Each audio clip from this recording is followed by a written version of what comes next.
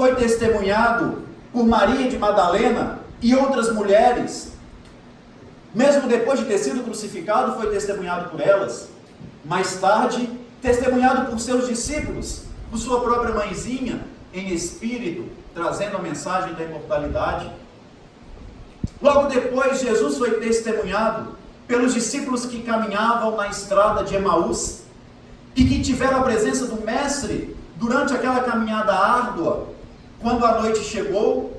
E quando nós lemos no Evangelho a chegada da noite, devemos entender como as trevas interiores que temos. E na chegada daquelas trevas interiores, os discípulos que caminhavam na estrada de Emaús disseram: Mestre, fique um pouco mais conosco, porque a presença de Jesus significa a ausência de trevas em nossas vidas.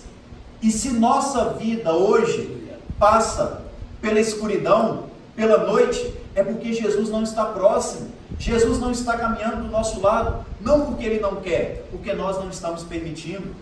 E Paulo continua no capítulo 15 da primeira carta aos Coríntios, e por último, 500 irmãos que seguiam Cristo na região da Galileia testemunharam a presença dele em espírito. Ele já havia sido crucificado há mais de 40 dias, e ali Jesus aparecia para 500 testemunhas na Galileia, antes da famosa ascensão do Cristo aos planos superiores da vida. E então, Paulo arremata dizendo: por último, ainda um tempo depois, Jesus aparece para mim, o menor de todos os servos, nas portas de Damasco, transformando a minha vida, da mesma maneira que pode transformar a vida de cada um de nós.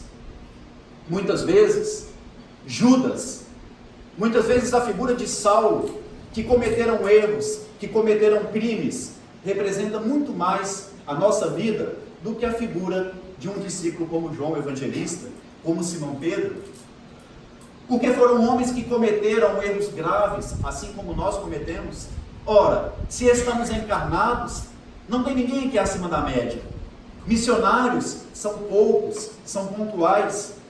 Nós estamos com o mesmo grau de evolução, portanto sujeito a cometer os mesmos erros, as mesmas falhas. Até pouco tempo atrás, na Lagoa Paulino, eles queimavam Judas e soltavam foguete, a gente aplaudia, como se muitas vezes nós não cometêssemos erros muito mais graves do que o que Judas cometeu, do que o que Saulo cometeu. E Jesus não apareceu para Saulo e falou com ele: olha, você é bandido, você tem que morrer, você tem que apodrecer numa cadeia, você precisa de uma pena de morte. E olha que Saulo não havia sido responsável só pela morte de Estevão, mas por dezenas de cristãos da primeira hora. Saulo não foi só responsável pela morte do corpo físico, mas pela separação de pais com seus filhinhos, que eram levados e escravizados, mulheres que foram abusadas, dezenas de mulheres abusadas sexualmente, a mando de Saulo. E Jesus acreditou nele. Jesus acreditou que ele poderia ser um seguidor fiel, assim como Jesus acredita em cada um de nós. Ele complementa no capítulo 14 ainda de João, falando que ele estava com o Pai, mas que um dia nós também estaríamos, e que tudo aquele que ele conseguia fazer, nós poderíamos fazer muito mais. Allan Kardec nos fala que somos criados simples e ignorantes, mas um dia poderemos ser luz, como Jesus o foi. Com tantos erros, Saulo poderia ter entrado num processo de depressão profunda, pensado em exterminar a própria vida, mas sacudiu a poeira dos pés e andou muito em prol do Evangelho de Jesus. Judas não teve a mesma felicidade. Judas teve uma fraqueza espiritual muito grande, talvez por não ter entendido a mensagem do amor, aliado à mensagem da imortalidade. Judas teve pressa da vitória. No livro Paulo e Estevão, Simão Pedro, em conversa com Paulo, logo após a conversão, porque Paulo queria e tinha uma sede muito grande de começar a pregar o Evangelho o quanto antes, Simão Pedro chama ele numa conversa em particular e fala: meu filho, não cometas o mesmo erro que Judas cometeu, porque Judas teve pressa da vitória. Ele acreditou que o reino dos céus se instalaria aqui mesmo na terra, e olha a sorte dele, quando ele viu que Jesus falava de outro reino. Quando Judas percebeu a bobagem que fez, ele não deu conta. A fraqueza espiritual fez com que ele cometesse o autoextermínio, cometesse o suicídio. Estamos vivendo uma fase crítica na história da humanidade. Nunca tivemos índices tão altos de suicídio. 800 mil por ano. A cada 40 segundos uma pessoa comete o suicídio na Terra. Ou seja, numa palestra de 1 hora, do início da minha fala até o final, 120 pessoas irão cometer o suicídio aqui na Terra. Entre os jovens, a Organização Mundial da Saúde já considera uma epidemia. É a segunda causa de morte entre jovens de 19 a 29 anos. A humanidade pede socorro. A humanidade precisa conhecer a realidade da vida. A mensagem da imortalidade da alma é muito importante, porque com ela a gente percebe que o autoextermínio talvez vai aumentar ainda mais, talvez não, vai aumentar ainda mais a nossa dor. A pessoa que comete o suicídio, ela não quer tirar a própria vida, ela quer matar o problema. Mas acreditando que a vida continua, o problema permanecerá potencializado pelo outro, porque o suicida vai lesar o perispírito. Muitas vezes, aqueles que não acreditam no processo reencarnatório vão se revoltar, por exemplo, ao receber um filho que tem problema de audição, um filho que tem problema na visão, no campo da fala, que não caminha, que vem, por exemplo, com a síndrome de Down, que vem com baixa estatura, mas a lei de Deus nos fala que Ele é justo, soberanamente bom, misericordioso e que Ele não pune ninguém. São reflexos da nossa própria consciência, das nossas escolhas, das nossas atitudes. Em entrevista no programa Pinga Fogo, em 1971, Chico Xavier vem nos falar que aquele irmão que atenta contra a própria vida trará sequelas na próxima reencarnação. Ele passará por um processo de perturbação muito grande no plano espiritual, porque perceberá que a vida continua. Reencarnará ainda com mais dificuldades para vencer a dor que o afligiu na última encarnação e fez ele cometer o autoextermínio.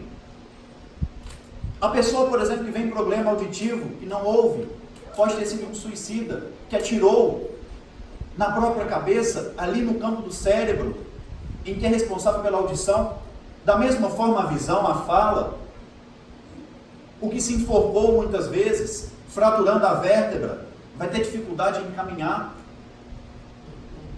O que é homicida e suicida, muitas vezes vai vir com um problema, com algum retardo psicológico, mental. Mas a gente não pode julgar e achar que toda pessoa que está passando por um problema, que tem uma enfermidade, foi um suicida. Ou que está com alguma dificuldade fisiológica, fez muito mal a alguém. Porque às vezes aquela pessoa vem numa condição de enfermidade ou adquire uma enfermidade grave ao longo da vida para ajudar os familiares que estão ao redor.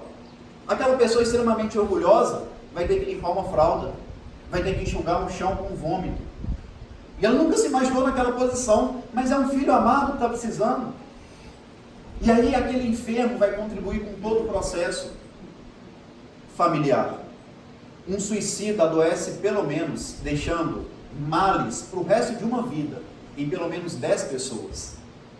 Então você não vai só potencializar a sua dor, mas você vai levar dor para as pessoas que você ama. É pesado às vezes a gente falar disso, conhecendo o processo da imortalidade da alma. Mas é necessário falarmos disso, embasados no Evangelho, para que não voltemos a cometer esses atos, porque a grande maioria aqui presente, em algum momento das nossas reencarnações, já cometemos o suicídio. E mesmo com o conhecimento espírita, já pensamos em algum momento, seria muito melhor a minha vida e a vida da minha família se eu não estivesse vivo. Muitas vezes a gente já teve esse tipo de pensamento. Qual que é o sentido de eu estar aqui? Minha vida está sem sentido, eu não vejo saída. Eu não tenho ânimo de sair do quarto. Esse tipo de pensamento, ele pode vir porque faz parte do processo emocional, mas precisamos usar a inteligência emocional. O conhecimento que o Evangelho nos oferece. E a melhor forma de valorizar a vida é através do trabalho. É a humildade de percebermos que a única saída vai ser o nosso esforço próximo. Saímos da posição de vítima da sociedade. Às vezes a gente está aqui na frente, às vezes não, sempre. Nós conseguimos reparar na reação de todo mundo que está aqui. Nem sempre isso é bom. E às vezes quando a gente fala, olha, na terra a gente sofre mesmo, a gente passa por dificuldade, por padecimento, é muito triste. A maioria fica assim, ó, com a cabecinha. Como se todo o sofrimento fosse nosso, como se nós fôssemos os maiores sofredores do mundo. E muitas vezes esse tipo de pensamento, aliado à baixa da nossa vibração espiritual, e a uma influência espiritual que vai potencializar o que nós buscamos, a gente vai estar próximo a cometer um autoextermínio, ou a gente vai ficar com uma depressão profunda a vida inteira. A vida inteira. Sem muitas vezes dar um passo além no nosso processo de evolução, ficando estacionados no processo de evolução espiritual. Então esse tema é muito sério. É muito sério. Judas foi um dos discípulos de Jesus, cometeu o autoextermínio, porque teve pressa da vitória. Não entendeu a mensagem da imortalidade. Acreditou que o reino dos céus iria se implantar na terra. Saulo acreditou na mensagem espiritual. Jesus convidou ele em espírito. Percebeu que deveria neutralizar a sua dor, o peso da sua consciência, através do trabalho. Caminhou 16 mil quilômetros a pé. É o mesmo que a gente fosse de Sete Lagoas até Recife 8 vezes e voltasse andando. Sem ter uma estrada, sem saber o que ia comer, o que ia beber, sem ter uma sombra, porque era região de deserto, mas com o evangelho no coração. O Espiritismo caminha junto com a ciência, e nós conseguimos identificar com maior facilidade onde está o nosso desequilíbrio. Hoje a Organização Mundial da Saúde, ela define saúde como ausência de enfermidade física, mental, social e também espiritual. Então, para a gente estar saudável, nós precisamos estar em equilíbrio fisiológico, mental, social, que é as relações uns com os outros, e também espiritual. E espiritual não é ser espírita. Ser espiritualizado é transformar-se de dentro para fora. Pegar algo exterior, que é a religião, e fazer a nossa transformação íntima. Isso é espiritualizar. Só que a gente consegue isso quando a gente busca o equilíbrio da mente. Porque com a mente equilibrada, nós vamos conseguir ter um social melhor. Ah, eu estou enfermo. E eu estou sem paciência nenhuma, porque a enfermidade me pegou. Fisicamente enfermo. Mas se eu olhar de outra forma, eu estou enfermo. Eu vou desenvolver a paciência. Eu vou perceber que eu dependo de uma pessoa para colocar a comida na minha boca, para me dar um medicamento, para me levar no médico, para me doar uma cadeira de rodas. E aí eu vou ser uma pessoa mais fraterna. Através da minha mente eu vou conseguir um bem-estar social. Eu não vou gritar, não vou reclamar, não vou xingar. Não vou falar que a comida está pouco, porque eu não consigo viajar, porque eu estou com dívida. E aí eu vou fazer o meu mental não deixar respingar nenhum problema que eu estou passando, nenhuma dificuldade no meu social. E aí eu vou começar a operar uma transformação na minha vida. De dentro para fora é espiritualidade. Eu vou estar me espiritualizando. Eu posso estar enfermo fisicamente, mas eu vou estar 75% sadio.